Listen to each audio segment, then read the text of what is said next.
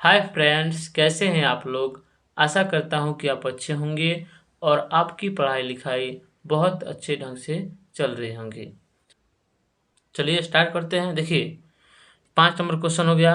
आहार नाल के किन भागों द्वारा ये कार्य होते हैं। यानी आहार नाल के कौन ऐसा भाग है जिनके द्वारा ये सभी कार्य होती हैं। यानी एक में क्या है, भोजन का चबाना। यानी भोजन का चबाना आहार नाल के किन भागों द्वारा होता है, तो मुख द्वारा होता है या मुख्य गुहिका द्वारा होता है। ठीक है, दोनों में से कोई हमारा आंसर हो जाएगा। या तो मुख लिखिएगा या मुख्य गुहिका लिखिएगा। ठीक है, उसके बाद देखिए 2 नंबर में जीवाणु नष्ट होना क्या है, जीवाणु नष्ट होना। जीवाणु का नष्ट कहाँ पे होता है, तो अमाशय में होता है। ठीक है, 3 नंबर में देखिए उपयोगी पदार्थों का अवशोषण। यानी जो भी उपयोगी पदार्थ है उनका अवशोषण कहाँ पे होता है, तो छोटी आंत में होता है। कहाँ पे होता है, छोटी आंत में होता है। ठीक है, मल का निकास। यानी मल का जो निकास होता है, मल जब निकलता है वो कहाँ से निकलता है, तो बड़ी आंत से निकलता है। इसका आंसर आप मलाशय भी दे सकते हैं या मल द्वार भी दे सकते हैं। ठीक है ना, क्योंकि बड़ी आंत के अंदर ही दोनों भाग आते हैं। ठीक है, हमने क्या कर दिया है, बड़ी आंत यहाँ पे लिख दिया है, जिसके अंतर्गत दोनों आ जाएंगे। यानी मलाशय या मल द्वार भी आ सकते हैं। ठीक है, अब देखिए 6 नंबर में क्या है, एक शब्द में उत्तर दीजिए। एक शब्द में इनका उत्तर देना है। ठीक है, देखिए एक में मानव शरीर में पाया जाने वाला कठोरतम पदार्थ क्या है।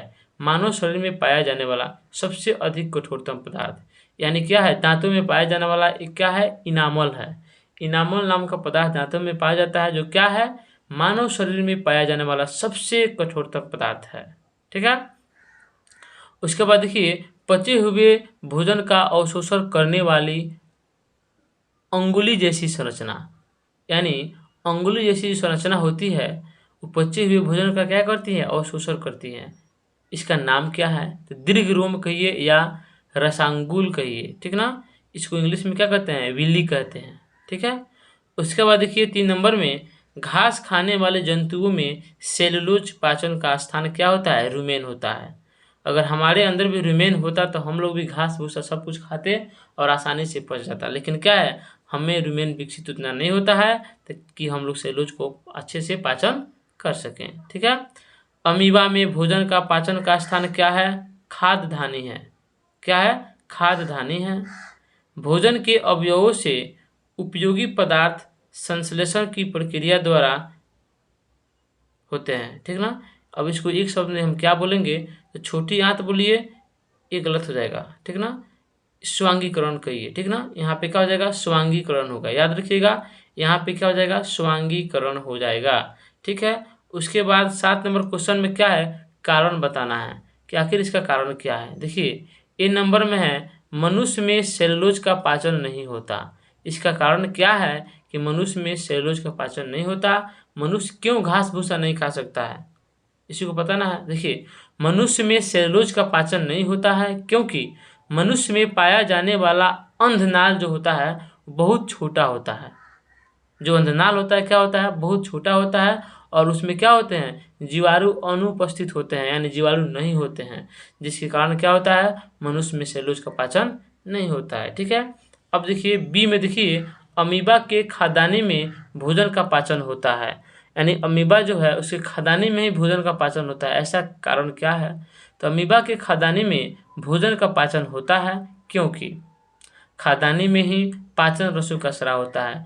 अमीबा के पास जो खादानी होता है उसमें क्या होता है, पाचन रसों का क्या होता है, स्राव होता है, जो क्या होता है कि खाद्य पदार्थों पर क्रिया कर उन्हें सरल पदार्थों में बदल देते हैं। यानी जो भी हम जटिल पदार्थ अमीबा खाते हैं उनको क्या करता है, छोटे छोटे कणों में उनको क्या करते हैं, विभाजित करता है, यानी सरल अणुओं में क्या करता है, उसको बदल देता है। इनके भोजन के पाचन के लिए खाद्यान्नी के अलावा कोई अन्य अंग भी नहीं होता है। अमीबा के पास पाचन के लिए, अवशोषण के लिए, यानी हर जैसे मनुष्य में होता है हर तरह का पार्ट होता है हर काम के लिए, वैसे अमीबा में नहीं होता है। सारा काम खाद्यान्नी में ही हो जाता है। वायु नली तथा भोजन नली का संबंध ग्रसनी से है, फिर भी भोजन वायु नली में नहीं जाता है।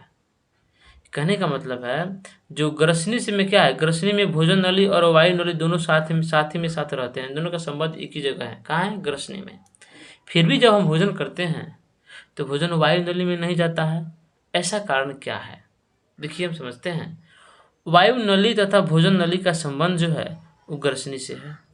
फिर भी भोजन वायु नली में नहीं जाता है क्योंकि श्वास नली के ऊपर एक मांसल संरचना होती है जिसे क्या कहते हैं, इपिग्लोटिस कहते हैं, जो क्या होती है, बल्ब का काम करती है। जब हम खाना खाते हैं तो क्या होता है, जब भोजन जब ग्रसनी से ऊपर जाता है तो बल्ब क्या करती है, ऊपर ढक लेती है, यानी श्वास नली के छिद्र को ढक लेती है।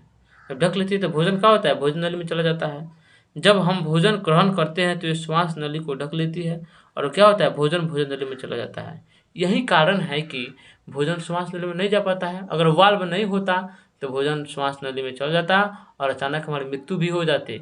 अब आइए क्वेश्चन नंबर 8 की बात करते हैं।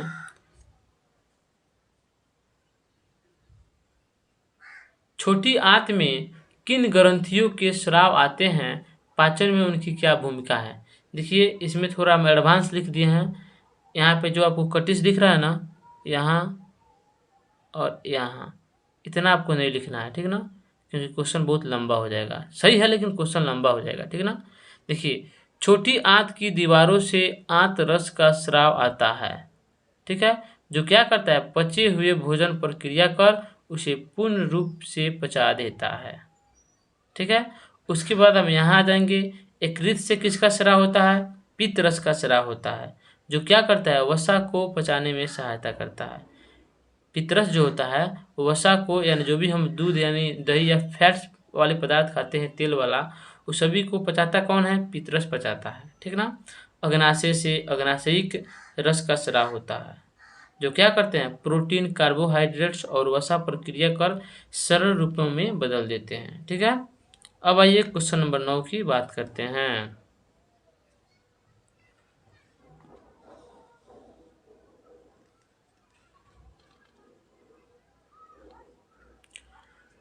क्वेश्चन नंबर 9 देखिए, अमीबा में पोषण की प्रक्रिया मानव से भिन्न है कैसे? यानी अमीबा में जो पोषण होता है और मानव में जो पोषण होता है, दोनों एक दूसरे से क्या है, भिन्न है। ये दिखाना है कि आखिर कैसे भिन्न है, ठीक ना। देखिए, मानव में विकसित पाचन तंत्र होता है, जबकि अमीबा में पाचन तंत्र होता ही नहीं है। अमीबा में एक स्पेशल पाचन तंत्र नहीं होता है, ठीक ना। मानव अपने भोजन को मुख में चबाता है, लेकिन अमीबा अपने भोजन को चबाता नहीं है क्योंकि उसे चबाने के लिए कोई तंत्र ही नहीं पाया जाता है, ठीक है। मनुष्य में भोजन का पाचन अलग अलग तंत्रों द्वारा होता है, किंतु अमीबा में भोजन का पाचन खाद्यदानी में ही शुरू होकर उसी में ही समाप्त हो जाता है, ठीक है। तो हमारा आंसर ये हो गया। अब उसके बाद हम क्वेश्चन नंबर 10 की बात करेंगे। मनुष्य में पाया जाने वाला दांत तथा उनके कार्यों को लिखें।